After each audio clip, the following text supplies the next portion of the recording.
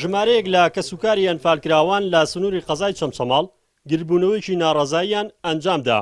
بەوتەی بەشداربوانی گرتبوونەوەکە حکومەت هێرێمی کوردستان ماوەی چەند ساڵێکە بڕیاری پێدانی پارەی پێداون بۆ دروستکردنی خانوو، بەڵام بە بیانووی جاجا تا ئێستا پیانی نەداوە. دیدا پێمان بە ناوی ئەنفالۆ کە پارەمان بدات دێ بە سولفەش ئێستا ئەمە قەرتمان کردووە و خەڵک داوا قەرتمان لێکا هیچ پارە دیار نییە ئەڵێن حکومەت خواردوێتی و حکومە نازانین کێ خواردوێتی و کێ دەمانداتی و ئەوە ناماندێنێ خەردای لەسەرین و بە کەلاویش ماوەتەوە خەڵکیش داوا پارەمان لێکا بڕایەوە. ئەگەرچی پێشتر بەشێکیان بڕێک لە پارە دیاریکراوەکەی پێدراوە، بەڵام هەندێکیان هیچیان پێ نەدراوە و وەک خۆیان دەڵێن بەشی زۆریان توانای تەواوکردنی خانووەکانیان نییە و بە ناچاری قەرزیان کردووە یاخود خانووە تەواو نەکراوەکانیان فرۆشتووە.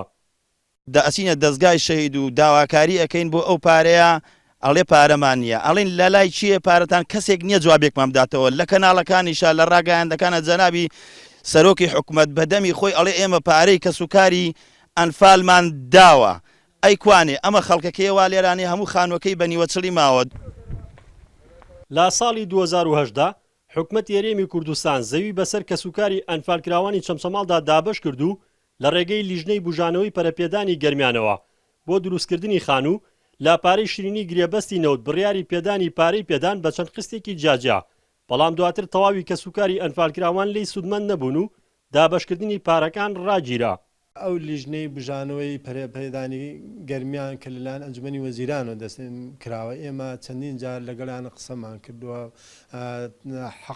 حەڵقەی وەسڵمان هەیە لەگەڵیانە، دیارە ئەوانش ئاگادارن لەسەر خەتن، بەڵام وەزعی ئیدارەی دارایی حکوومەتی هەرێمی کوردستان ئەوە بەرچاوی خۆتانە هەموو کەس ئەزانێ کەوا تووشی قەیران بووە.